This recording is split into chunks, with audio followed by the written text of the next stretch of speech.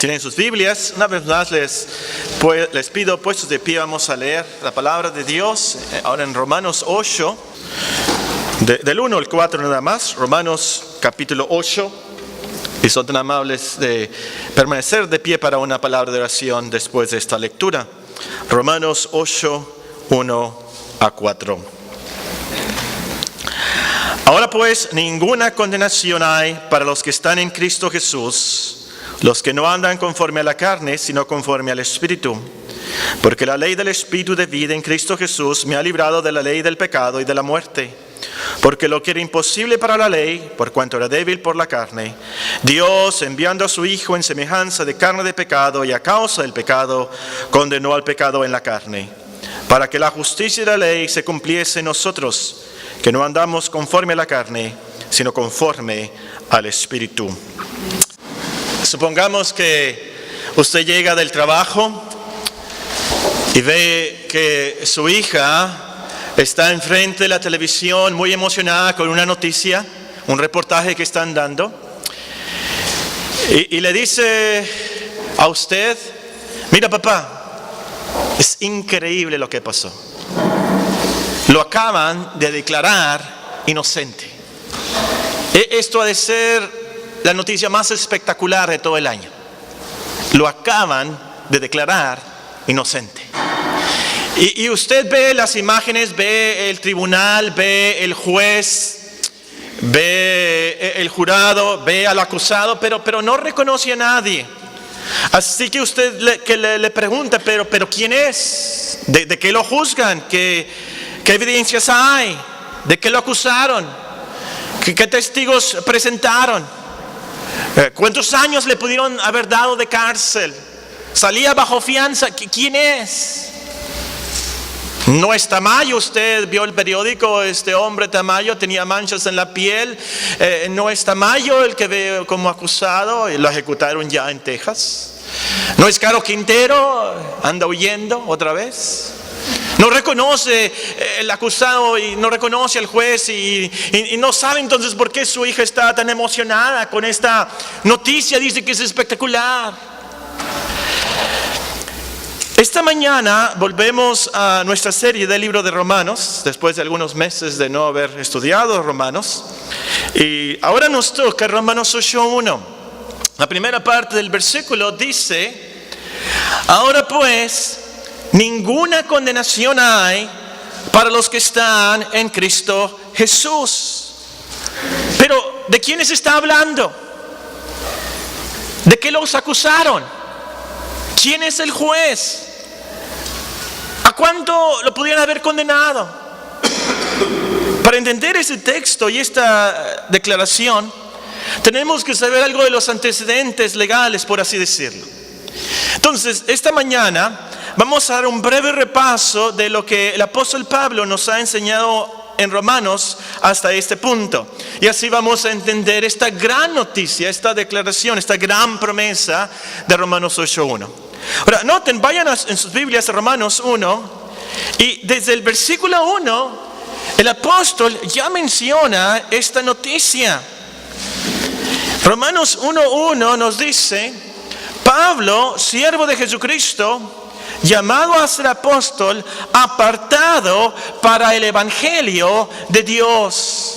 Apartado para el evangelio de Dios, literalmente dice apartado para las buenas noticias de Dios. Ahora, ¿cuáles son las buenas noticias de Dios?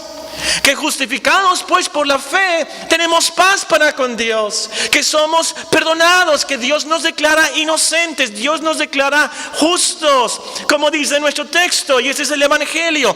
Ahora pues, ninguna condenación hay para los que están en Cristo Jesús.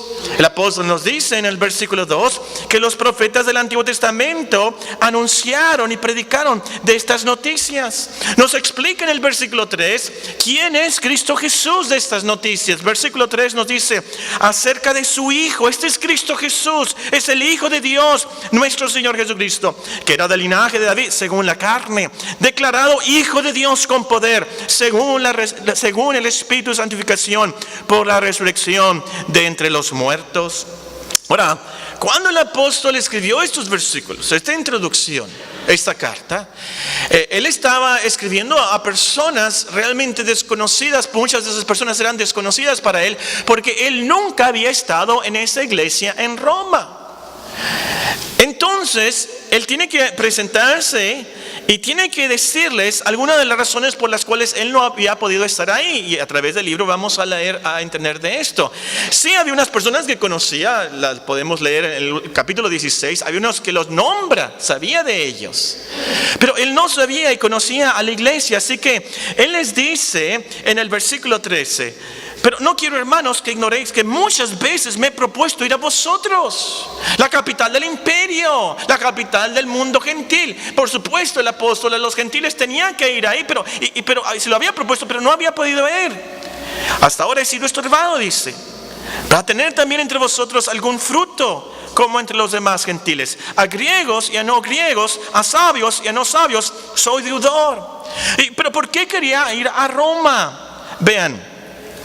Así que en cuanto a mí, pronto estoy a anunciaros el evangelio, las buenas noticias, también a vosotros que estáis en Roma, porque no me avergüenzo del evangelio, porque es poder de Dios para salvación a todo aquel que cree, al judío primeramente y también al griego.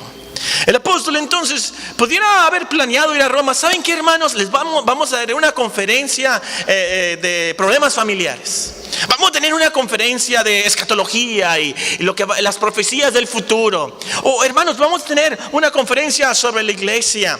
No, pudiera haber hecho eso el apóstol Pablo y pudiera haber sido muy buen conferencista, por supuesto. Pero él no hace eso. ¿Qué quiere hacer en Roma? Él quiere compartir las noticias del evangelio. Era lo principal para él, lo más esencial. Y no se cansa de enfatizarlo en esos versículos y a través de todo el libro. Porque el evangelio para él es la salvación de Dios, el poder de transformación, cómo Dios nos perdona, cómo Dios nos declara justos. Para él, y para nosotros también debe ser, que si entendemos entonces el evangelio como lo resume en Romanos 8:1, se nos hará más fácil entonces confrontar, sobrevivir todos los demás problemas de la vida. Pablo sabía y animaría mucho a los romanos que habían pecado en su juventud. Habían pecado mucho en su juventud. Entonces a ellos tenían que escuchar: ¿quién es el que condenará? Cristo es el que murió, más aún el que también resucitó, el que además está a la diestra de Dios, el que también intercede por nosotros. Ahí en esa congregación había una viuda muy pobre. Iba a animarla con las palabras del evangelio. Si Dios no escatimó ni a su Hijo, sino que lo entregó por nosotros, ¿cómo no nos dará con él todas las cosas? Ahí en la congregación de Roma había una señorita que la habían violado, la habían secuestrado y la habían violado. Esa señorita podía ser consolada y animada al escuchar el evangelio que garantiza el castigo del malo. Romanos capítulo 2 y versículo 16. Que garantiza que a los que aman a Dios, todas las cosas les ayudan a bien. Y es por eso entonces que Pablo quiere ir a Roma a presentarles el evangelio. Ahora, esas noticias espectaculares del evangelio iban a ser reconocidas y apreciadas más si los romanos sabían qué tan mal estaban ante Dios y cuál era la sentencia que merecían. Y eso es lo que hace el apóstol en los siguientes capítulos, en los siguientes pasajes. Pablo nos explica, el problema, dice, hermanos, no es de salud. El problema no es de dinero, el problema no es educación. El problema principal de los hombres, la sentencia de Dios, la condenación de Dios, es ira y enojo. Vean Romanos capítulo 1 y versículo 18. Romanos capítulo 1 y versículo 18. Porque la ira de Dios se revela desde el cielo contra toda impiedad e injusticia de los hombres que detienen con injusticia la verdad. ¿Cuál es el problema? Lo último, vean Romanos capítulo 2 y versículo 5. Romanos 2:5. Pero por tu dureza, por tu corazón no arrepentido, atesoras para ti mismo ira para el día de la ira y de la revelación del justo juicio de Dios, el cual pagará a cada uno conforme a sus obras, vida eterna a los que perseverando en bien hacer buscan gloria y honra e inmortalidad, pero ira y enojo a los que son contenciosos, no obedecen a la verdad, sino que obedecen a la injusticia, tribulación y angustia sobre todo ser humano que hace lo malo, el judío primeramente y también al griego. Pero ¿por qué esa ira? ¿Por qué está Dios tan enojado con nosotros? ¿Por qué esa ira? ¿Por qué tanto enojo? ¿Por qué ese castigo? Bueno, el apóstol nos da dos razones aquí. La primera es que no adoramos a Dios, no le agradecemos a Dios como Él se lo merece. Ve el capítulo 1 y versículo 21. Porque la ira de Dios se revela. ¿Por qué? Versículo 21. Pues habiendo conocido a Dios, Romanos 1:21, habiendo conocido a Dios, no le glorificaron como a Dios, ni le dieron gracias, sino que se envanecieron en sus razonamientos y su necio corazón fue entenebrecido. Pablo entonces nos enseña que todos sabemos de Dios, sea por la naturaleza, por nuestra conciencia, por la Biblia también, por supuesto. Pero en vez de glorificarlo como a Dios, en vez de reverenciarlo y temerlo y adorarlo y obedecerlo, en vez de darle gracias, cuando menos por la vida que nos da, que estamos vivos y que existimos, nos volvemos idólatras. Ese es el gran problema. Vean el versículo 22. Profesando ser sabios, se hicieron necios, cambiaron la gloria del Dios incorruptible en semejanza y de imagen de hombre corruptible, de aves, de cuadrúpedos y de reptiles. Por lo cual también Dios lo entregó a la inmundicia en las concupiscencias de sus corazones, de modo que deshonraron entre sí sus propios cuerpos, ya que cambiaron la verdad de Dios por la mentira, honrando y dando culto a las criaturas antes que al Creador, el cual es bendito por los siglos. Amén. ¿Por qué la ira de Dios? Porque no le adoramos, no le damos gracias. ¿Por qué la ira de Dios? Porque nos volvemos idólatras. En vez de glorificar a Dios, glorificamos animales, hombres, materiales. En vez de glorificar a Dios, glorificamos la ciencia, la lujuria. En vez de adorar a Dios, adoramos el dinero, la vanagloria, la fama, la satisfacción sensual. Nos emocionamos más con un carro nuevo que con la adoración del Dios eterno. Es por eso que Dios está enojado contra nosotros. Pecamos y pecamos y pecamos, no honrándole, no obedeciéndole. Y desde el versículo 26 del capítulo 1 nos da una lista específica para que sepamos exactamente de qué está hablando y no generalicemos el pecado. Nos da una lista. En la lista menciona a lesbianas en primer lugar. Pero también menciona a adúlteros, asesinos, fornicarios y materialistas, codiciosos, mentirosos, chismosos, orgullosos, desobedientes a los padres, desleales. Y al terminar esta lista tan horrible, el apóstol nos recuerda además que Dios juzgará a todos. Nadie se escapa. También nos enseña que el juicio final, unos sí recibirán gloria y la vida eterna, la inmortalidad y la paz, pero los otros sentenciados a ira, enojo, tribulación y angustia eterna. Qué feo esto, qué horrible.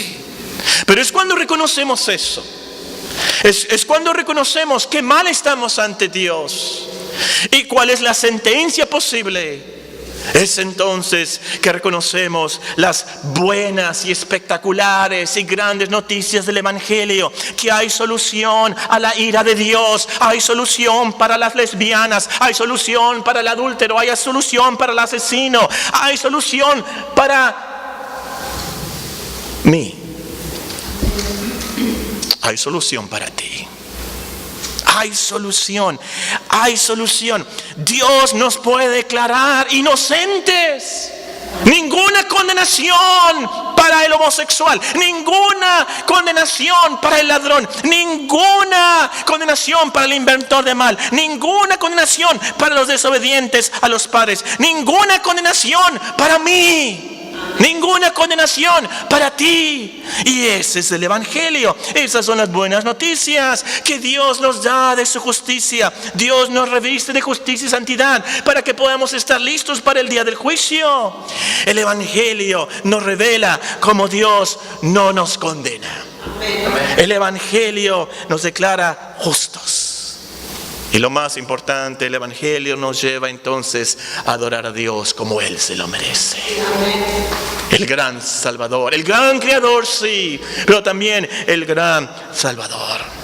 Ahora, imagínense por unos momentos al pastor que leyó la carta de los Romanos por primera vez. Por primera vez, ahí vienen los hermanos. El apóstol Pablo nos escribió una carta y el pastor la va a leer. Y por primera vez, ahí está la congregación escuchando la epístola a los romanos. Y en esa congregación podemos imaginarnos al leer el pastor esa lista tan horrible de pecados y los versículos sobre el juicio de Dios. Y en esa congregación vemos a los judíos diciendo: amén, hermano. Amén, hermano. O como dicen en Panamá: dígales, hermano, dígales, hermano. Ahí están los judíos, ¿verdad? Gritando fuerte: amén, amén, amén. Porque dentro de sí mismo pensaban: yo estoy bien. Yo tengo a Torah. Yo tengo la palabra de Dios. Esos paganos, los romanos y estos griegos y estos escitas y estos... ellos no tienen la Torah, no tienen a Dios. Estos romanos sí son los inmorales. Ellos, griegos ladrones. Nosotros ni una uva del mercado municipal de Roma nos robamos, ¿verdad? ¿Se imagina el mercado municipal de Roma, verdad? Ni una uva nos robamos nosotros. Esos eran los judíos. Y Pablo sabía de esa actitud de los judíos y de algunos de nosotros también. Y nos gloriamos en nuestra religión y lo que tenemos. Pero es por eso que del capítulo 2, el versículo 17 al capítulo 3 y versículo 20, él comprueba con mucha evidencia, con muchos testigos, que todos somos pecadores. Que no hay justo ni aún uno. Todos estamos bajo pecado. Todos estamos bajo la ira del justo juicio de Dios, judíos o no judíos. Y les explica: ustedes se glorían mucho en la ley, pero la ley no fue dada para salvarnos. La ley, les explica, de hecho nos condena. La ley nos explica qué tan pecadores somos y cuál es la sentencia con la cual seremos castigados. Y es por eso que les dice en el capítulo 3, versículo 19, véanlo, 3:19. Sabemos que todo lo que la ley dice, los dice los que están bajo la ley, para que toda boca se cierre, todo el mundo quede bajo el juicio de Dios, ya que por las obras de la ley ningún ser humano será justificado delante de él. No es por los mandamientos de Dios. No se trata de eso, porque por medio de la ley es el conocimiento del pecado. El apóstol se extiende en este punto porque sabe que nosotros somos muy orgullosos. Nosotros queremos ganarnos el cielo por nuestros esfuerzos al cumplir la ley de Dios, cumpliendo los mandamientos de Dios. Yo me voy a ganar el cielo, yo voy a hacer buenas obras, yo voy a dar limosna, yo voy a venir a la iglesia, Creemos que porque cumplimos con una lista de sís y nos, que Dios nos va a aceptar. Es que Dios me va a recibir porque yo no tomo ni una cheve, no. Yo no fumo, no. Yo no voy a los antros. Yo no le pego a mi mujer, nunca. Ella me pega a mí, pero yo nunca le pego. Yo sí vengo a la iglesia, yo sí leo la Biblia, yo me lavo los dientes 3 veces al día y con hilo dental. Soy buena gente. Dios me va a aceptar por eso. Esa es nuestra actitud. Somos judíos de corazón todos. Pero hermanos y amigos, ni los judíos ni los cristianos vamos a ser recibidos por las cosas buenas que hacemos. No podemos salvarnos por nuestras buenas obras de la ley mosaica o la ley fundamentalista o la ley católica o la ley budista. No podemos. Pablo nos explica aquí que de nacimiento estamos mal de la raíz, por naturaleza pecamos y vamos a fallar en muchas cosas. Y cuando fallamos una vez, ya somos condenados, porque Dios es santo y perfecto y requiere perfección absoluta, santidad perfecta. Eso es un gran problema. Y terminando entonces con este paréntesis a los judíos, el apóstol nos explica la logística, por así decirlo, de las buenas noticias. ¿Cómo es que Dios nos perdona tanta maldad? ¿Cómo es que Dios nos puede declarar justos si no somos justos? ¿Cómo es esto? Bueno, en el versículo 21 nos dice, Romanos 3, 21. Ahora, aparte de la ley, aparte de los mandamientos y nuestros esfuerzos, se ha manifestado la justicia de Dios, testificada por la ley y por los profetas. La justicia de Dios por medio de la fe en Jesucristo. Es esa justicia que Dios nos puede dar. La justicia de Dios por medio de la fe en Jesucristo para todos los que creen en Él, porque no hay diferencia. Por cuanto todos pecaron, están destituidos de la gloria de Dios. Pero siendo justificados, Dios nos declara justos gratuitamente por su gracia. Pura misericordia, gratis, mediante la redención que es en Cristo Jesús, a quien Dios puso como propiciación, es decir, como un sacrificio para calmar su ira. Eso es lo que significa propiciación. El sacrificio que calmó la ira de Dios por medio de la fe en su sangre, para manifestar su justicia a causa de haber pasado por alto en su paciencia los pecados pasados, con la mira de manifestar en ese tiempo su justicia, a fin de que Él sea el justo y el que justifica al que es de la fe de Jesús. ¿Cómo se calmó la ira de Dios? ¿Cómo es que Dios tuvo tanta paciencia y tanta misericordia? Dios sacrificó a Cristo en la cruz, a su Hijo. ¿Cómo nos perdonó? ¿Cómo nos justificó? A nosotros que somos peores que Tamayo, peores que Caro Quintero. ¿Cómo? Por la vida y muerte de Cristo. Y lo mejor de estas noticias espectaculares es que esto es gratis, gratuito, por pura gracia. Nosotros no lo merecemos, tan solo lo recibimos por fe. Nada de nosotros, nada de nuestras obras, nada de nuestros méritos que ni siquiera tenemos. Si fuera por nuestras obras las cosas que hacemos, entonces ya no fuera por gracia. El apóstol explica esto en el capítulo 4, véanlo, capítulo 4. ¿Qué pues diremos? Que halló Abraham nuestro padre según la carne. Porque si Abraham fue justificado por las obras, tiene de qué gloriarse, pero no para con Dios. Porque ¿qué dice la Escritura? Creyó Abraham a Dios y le fue contado por justicia. Pero al que obra no se le cuenta el salario como gracia, sino como deuda. Mas el que no obra, sino cree en aquel que justifica al impío, su fe les contará por justicia. Como también David habla de la bienaventuranza del hombre a quien Dios atribuye justicia sin obras, diciendo: bienaventurados aquellos cuyas iniquidades son perdonadas y cuyos pecados son cubiertos. Bienaventurado el varón a quien el Señor no inculpa de pecado. Y el ejemplo que da aquí el apóstol Pablo de Abraham es perfecto. Porque Abraham fue declarado justo antes de ser judío, antes de la circuncisión. Un ejemplo perfecto entonces. Y también nos dice aquí, nos cuenta y nos ilustra de la historia que Abraham demostró esa fe al creer que tendría un hijo. Aunque tenía casi 100 años de edad y su mujer era estéril, ya en avanzada edad también. Pero Abraham creyó la promesa evangélica, que en su hijo Isaac todas las naciones serían benditas, porque Cristo vendría de Isaac. Amén. Mateo 1:1, libro de la genealogía de Jesucristo. Hijo de David, hijo de Abraham. Y ahí lean la historia. Hijo de Isaac, nuestro Señor Jesucristo. Abraham creyó Y por eso fue declarado justo. Y es la misma fe que nosotros, nos explica el apóstol Pablo. Ven el versículo 22, 4:22. Por lo cual también su fe le fue contada por justicia. No solamente con respecto a él se escribió que le fue contada, sino también con respecto a nosotros, a quienes ha de ser contada. Esto es, a los que creemos en el que levantó de los muertos a Jesús, Señor nuestro, el cual fue entregado por nuestras transgresiones, resucitado para nuestra justificación. Y ahora el famoso y gran capítulo 5 de Romanos.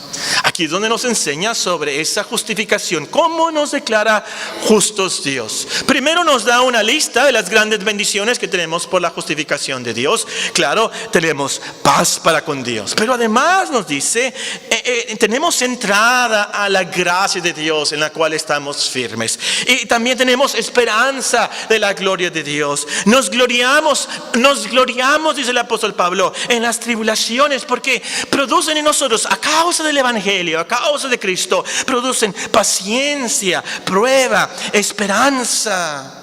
No que nos gusten los problemas y las angustias, por supuesto que no. Pero sabemos que las angustias de la vida a lo último nos maduran, nos fortalecen, desarrollan las virtudes de Cristo. Nos ayudan a ser verdaderos cristianos ante Dios, nos purifican y fortalecen nuestra fe. Y estamos seguros de esto, nos dice el apóstol Pablo, por el amor que Dios ha derramado en nuestras vidas por su Espíritu. Un amor que fue demostrado en que, siendo aún pecadores, Cristo murió por nosotros. Entonces dice el apóstol Pablo, ahora, mucho más estando ya justificados por su muerte, seremos salvos de la ira. Es lo que dice, léalo usted ahí en Romanos 5, 8 y 9, en los versículos adelante. Pablo nos explica eso. Y después del versículo 12 nos explica cómo es que la justicia de Cristo es nuestra. ¿Cómo es que Dios nos da de su justicia? ¿Cómo es que se nos acredita a nosotros pecadores la justicia de Cristo? Bueno, nos explica él, de la misma manera que el pecado de Adán fue acreditado a nosotros. De la misma manera, ven el versículo 17, Romanos 5, 17. Pues si por la transgresión de uno solo reinó la muerte, mucho más reinarán en vida por uno solo, Jesucristo, los que reciben la abundancia de la gracia y el don de la justicia.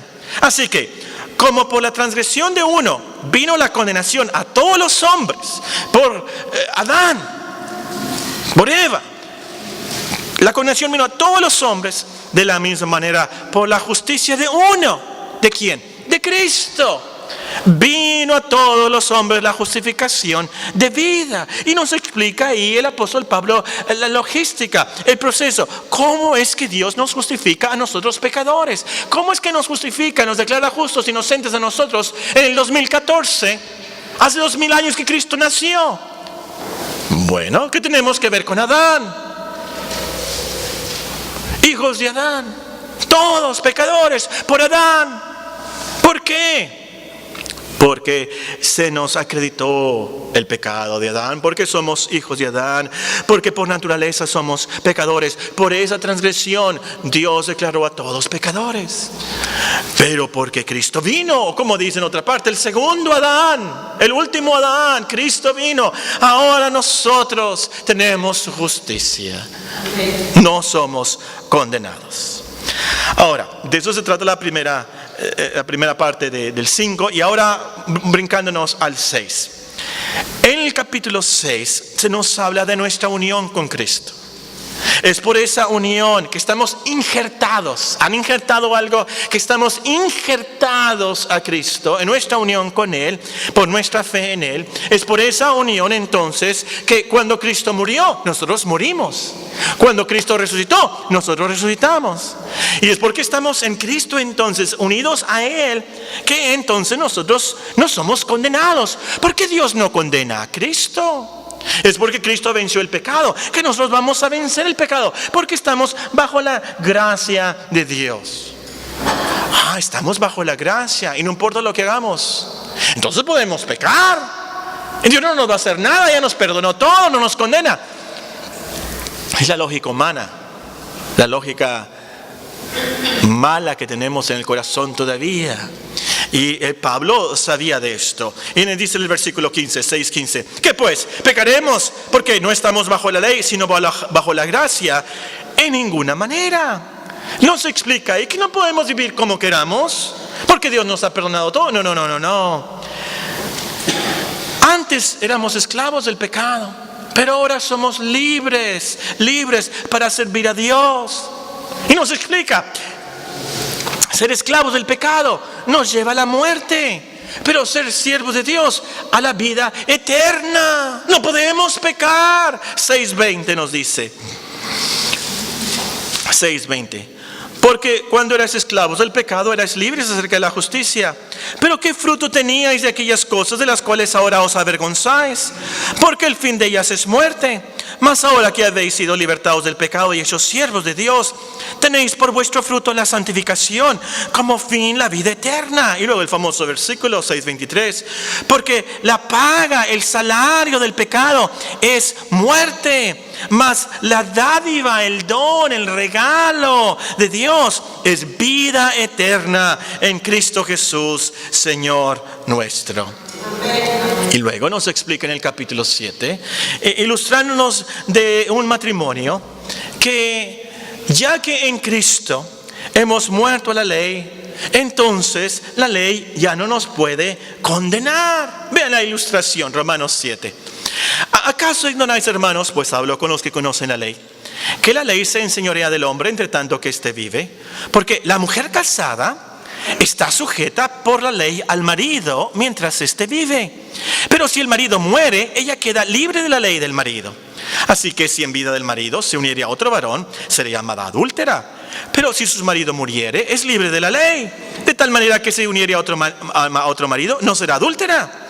Así también vosotros, hermanos míos, habéis muerto a la ley mediante el cuerpo de Cristo, para que seáis de otro, del que resucitó de los muertos, a fin de que llevemos fruto para Dios.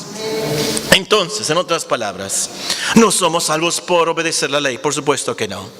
No podemos porque somos pecadores, tenemos deméritos en vez de méritos, somos débiles, fallamos y fallamos todos los días. No somos justificados por la ley, por supuesto que no. La ley no nos puede ayudar, no nos da la energía, no nos da lo que necesitamos para servir a Dios. La ley nada más nos acusa, la ley nada más nos condena. Y además, como creyentes, estamos libres de esa condenación en la ley. La ley no tiene nada que ver con el creyente en ese sentido. Entonces, lógicamente, uno pudiera pensar, entonces, ¿para qué sirve la ley? ¿Para qué sirven los mandamientos de Dios? Entonces, la ley es algo malo. Y el apóstol Pablo entonces contesta esa objeción en el versículo 7.